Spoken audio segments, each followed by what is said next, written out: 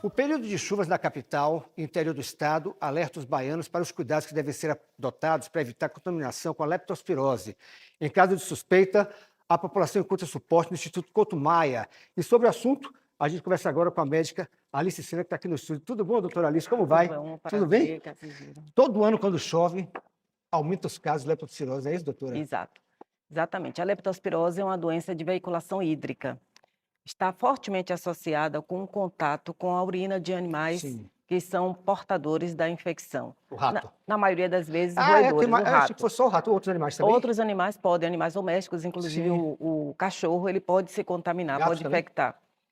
Também, mas em de menor importância epidemiológica. A maior importância são realmente os roedores, né? A questão do saneamento ambiental, das condições precárias de vida da população. Isso faz com que elas se exponham ao risco de contato com águas de enchente, com lamas, com esgoto. Algumas categorias profissionais também que trabalham mais ligadas com a manipulação de lixo estão em um risco aumentado. E o que é importante sinalizar é que o roedor, né, o principal reservatório do nosso meio, ele é portador da bactéria. Uma vez infectado, ele pode eliminar essa bactéria a depender do subtipo Sim, da sim. leptospira durante a vida inteira. Então, ele contamina o solo, contamina a água, e isso aí vira um círculo, né, de manutenção da transmissão da E não é só doença na muito chuva, então, forte. né?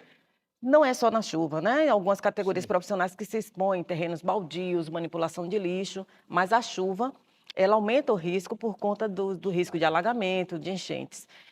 Aqui a consulta é de graça, hein? Vamos à primeira pergunta feita nas ruas para a doutora Alice Sena. Uma pessoa com leptospirose pode transmitir para outras pessoas? Não, a transmissão pessoa a pessoa muito rara, não é de importância epidemiológica. A gente sabe que a manipulação de tecidos contaminados, do sangue, tem um risco teórico de transmissibilidade, mas o homem, ele é apenas um portador eventual, acidental da bactéria. A transmissão e o reservatório são os animais. Certo. Mais pergunta. Vamos dar prioridade ao povo que quer fazer a consulta para a doutora Alice Sena. Os sintomas da leptospirose quais são? Pronto. A leptospirose, ela inicialmente, na sua fase aguda de doença, ela é muito difícil de diferenciar de demais outras doenças febris agudas. Ela começa com um quadro súbito de febre, dor no corpo, dor de cabeça, náuseas, vômitos, e depois, com um tempinho depois, vêm os sintomas que são mais característicos, que é a coloração amarelada, amarelo-alaranjada das mucosas e da pele, chamada dicterícia, e que nessa doença tem uma característica por conta da dilatação dos vasos, de ser mais uma icterícia mais avermelhada, mais alaranjada, que a gente chama tecnicamente dicterícia rubínica.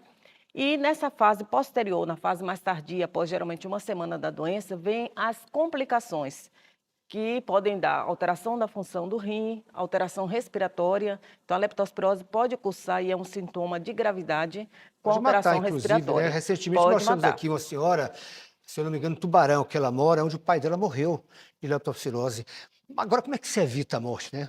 É. Tratamento, né? O tratamento. Agora sim, o principal é evitar a exposição, né? É uma doença, como eu falei, de transmissão, na sua maioria das vezes, hídrica, então a população tem que evitar. Na minha época de criança, a gente brincava na chuva, Isso. né? Nos córregos. Então isso Até é hoje uma se brinca muito situação, também.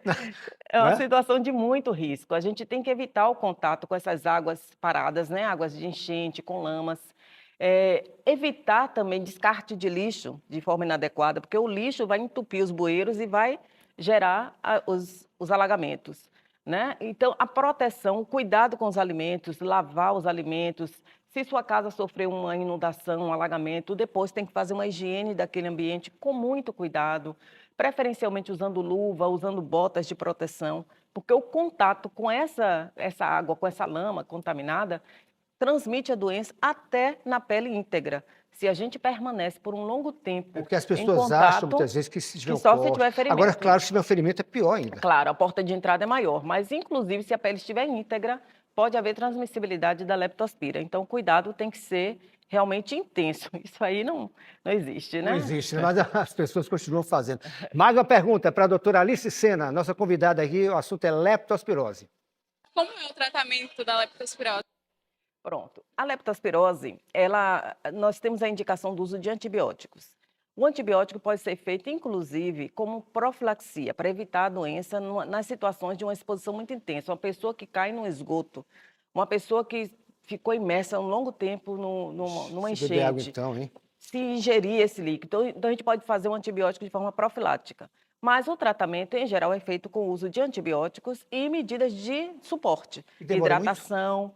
Demora muito tempo a doença? A maioria dos casos é porque a gente sempre foca nas coisas mais graves. A maioria dos casos da leptospirose é de casos leves, né? Então, em torno de 85, 90% são casos leves que às vezes passam até despercebidos, como a síndrome gripal, como a virose, entre aspas.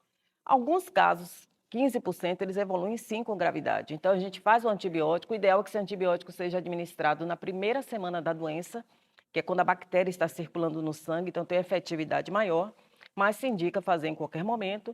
E as medidas de suporte, às vezes suporte intensivo mesmo, né? Necessidade de UTI para fazer diálise, para fazer suporte respiratório, porque é uma doença que se complica com hemorragias, com insuficiência renal e outros Pode matar.